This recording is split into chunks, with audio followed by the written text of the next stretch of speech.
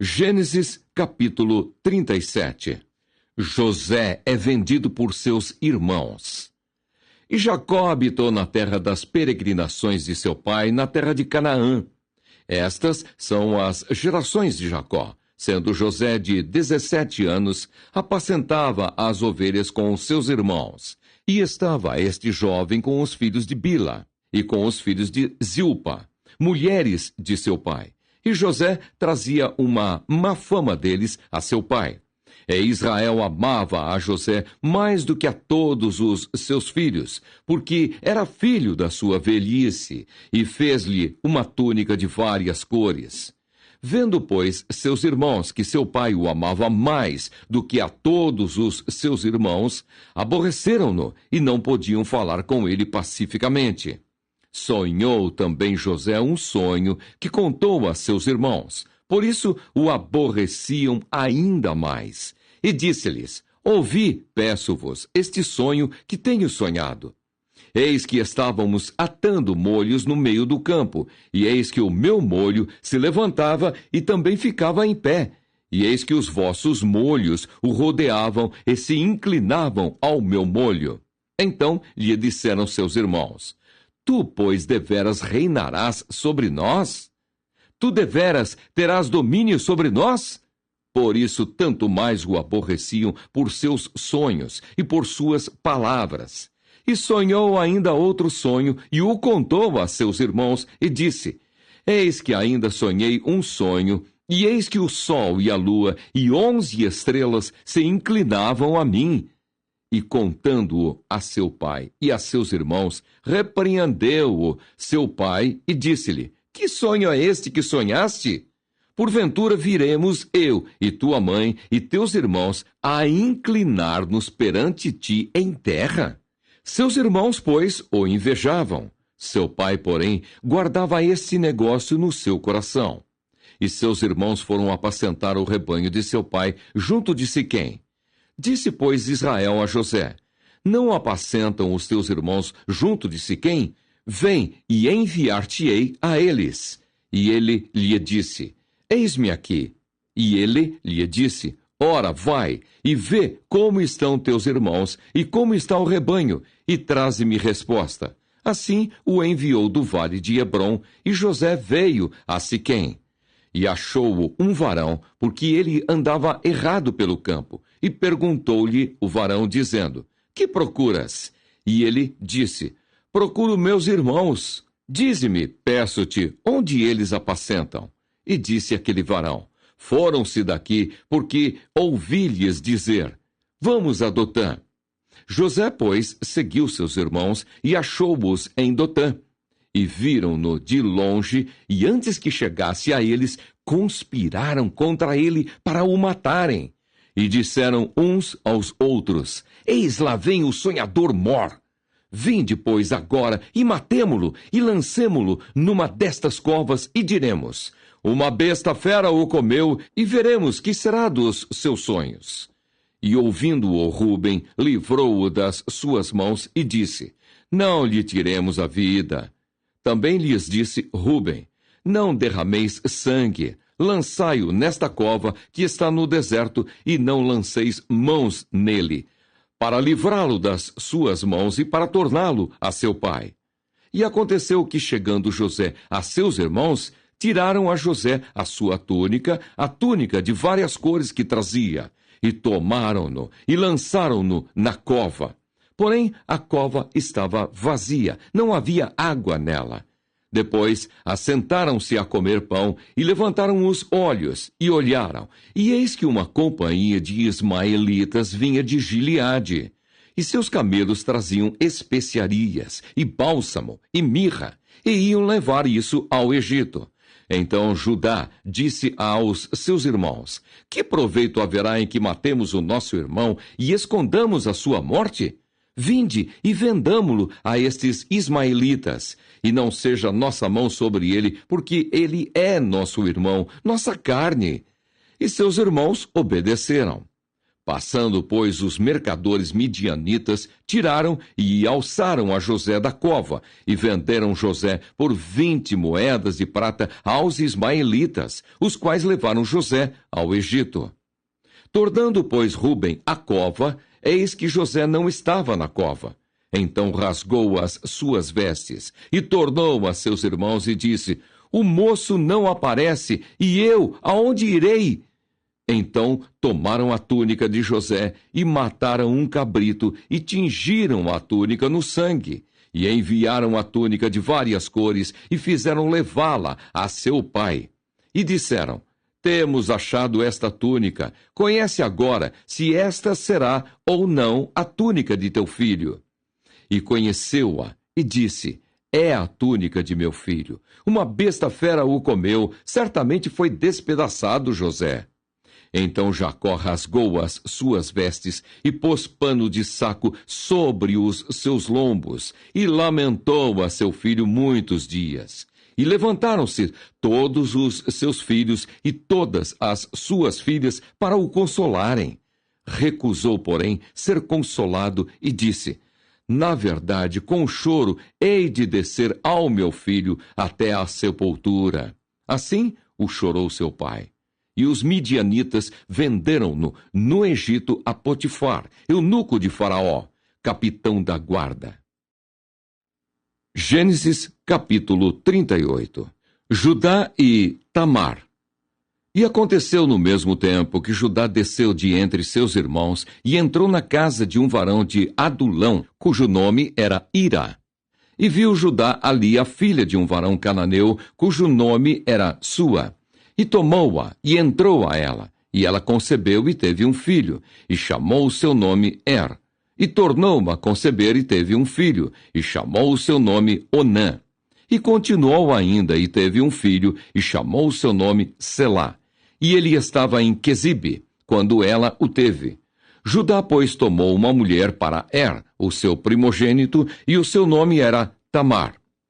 Porém, o primogênito de Judá era mau aos olhos do Senhor, pelo que o Senhor o matou. Então disse Judá a Onã: Entra a mulher do teu irmão e casa-te com ela, e suscita semente a teu irmão. Onã, porém, soube que essa semente não havia de ser para ele. E aconteceu que, quando entrava a mulher de seu irmão, derramava-a na terra, para não dar semente a seu irmão.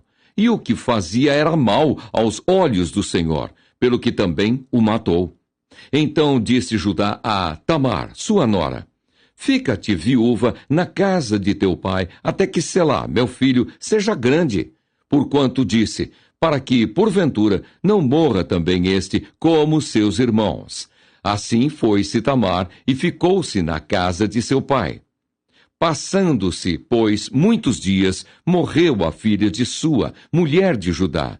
E depois se consolou Judá e subiu aos tosqueadores das suas ovelhas em Timna, ele e Ira, seu amigo, o Adulamita. E deram aviso a Tamar, dizendo: Eis que teu sogro sobe a Timna, a tosquear as suas ovelhas. Então ela tirou de sobre si as vestes da sua viuvez e cobriu-se com o véu e disfarçou-se e assentou-se à entrada das duas fontes que estão no caminho de Timna, porque via que Selá já era grande e ela lhe não fora dada por mulher.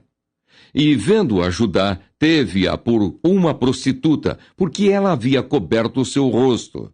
E dirigiu-se para ela no caminho e disse: Vem, peço-te, deixa-me entrar a ti, porquanto não sabia que era sua nora. E ela disse: Que darás para que entres a mim? E ele disse: Eu te enviarei um cabrito do rebanho. E ela disse: Dás-me penhor até que o envies? Então ele disse: Que penhor é que te darei? E ela disse: O teu selo, e o teu lenço, e o cajado que está em tua mão. O que ele lhe deu, e entrou a ela, e ela concebeu dele, e ela levantou-se, e foi-se, e tirou de sobre si o seu véu, e vestiu as vestes da sua viuvez. E Judá enviou o cabrito por mão do seu amigo, o Adulamita, para tomar o penhor da mão da mulher. porém não a achou. E perguntou aos homens daquele lugar, dizendo: onde está a prostituta que estava no caminho, junto às duas fontes? E disseram: aqui não esteve prostituta alguma. E voltou a Judá e disse: não a achei. E também disseram os homens daquele lugar: aqui não esteve prostituta. Então disse Judá: tome-o ela, para que porventura não venhamos a cair em desprezo. Eis que tenho enviado este cabrito, mas tu não a achaste. E aconteceu que quase 3 meses depois deram aviso a Judá, dizendo: Tamar, tua nora, adulterou, e eis que está pejada do adultério. Então disse Judá: tirai-a fora, para que seja queimada. E tirando-a fora, ela mandou dizer a seu sogro: do varão de quem são estas coisas eu concebi. E ela disse mais: conhece, peço-te, de quem é este selo, e estes lenços, e este cajado? E conheceu-os Judá, e disse: mais justa é ela do que eu, porquanto não a tenho dado a Selá, meu filho, e nunca mais a conheceu. E aconteceu ao tempo de dar à luz, que havia gêmeos em seu ventre. E aconteceu, dando à luz, que um pôs fora a mão, e a parteira tomou-a, e atou em sua mão um fio roxo, dizendo: este saiu primeiro. Mas aconteceu que, tornando ele a recolher a sua mão, eis que saiu o seu irmão, e ela disse: como tens tu rompido? Sobre ti é a rotura. E chamaram o seu nome Pérez. E depois saiu o seu irmão, em cuja mão estava o fio roxo, e chamaram o seu nome Zerá. Gênesis capítulo 39. José na casa de Potifar. E José foi levado ao Egito, e Potifar, eunuco de Faraó, capitão da guarda, varão egípcio, comprou-o da mão dos ismaelitas que o tinham levado lá. E o Senhor estava com José, e foi varão próspero, e estava na casa de seu senhor egípcio. Vendo, pois, o seu senhor que o Senhor estava com ele, e que tudo o que ele fazia o Senhor prosperava em sua mão, José achou graça a seus olhos e servia-o. E ele o pôs sobre a sua casa e entregou na sua mão tudo o que tinha. E aconteceu que desde que o pusera sobre a sua casa e sobre tudo o que tinha, o Senhor abençoou a casa do egípcio por amor de José. E a bênção do Senhor foi sobre tudo o que tinha, na casa e no campo. E deixou tudo o que tinha na mão de José, de maneira que de nada sabia do que estava com ele, a não ser do pão que comia. E José era formoso de aparência e formoso à vista. E aconteceu depois destas coisas, que a mulher de seu senhor pôs os olhos em José e disse: deita-te comigo. Porém ele recusou e disse à mulher do seu senhor: eis que o meu senhor não sabe do que há em casa comigo, e entregou em minha mão tudo o que tem. Ninguém há maior do que eu nesta casa, e nenhuma coisa me vedou, senão a ti, porquanto tu és sua mulher. Como, pois, faria eu este tamanho mal e pecaria contra Deus? E aconteceu que, falando ela cada dia a José, e não lhe dando ele ouvidos para deitar-se com ela e estar com ela, sucedeu num certo dia que veio à casa para fazer o seu serviço, e nenhum dos da casa estava ali. E ela lhe pegou pela sua veste, dizendo: deita-te comigo. E ele deixou a sua veste na mão dela e fugiu, e saiu para fora.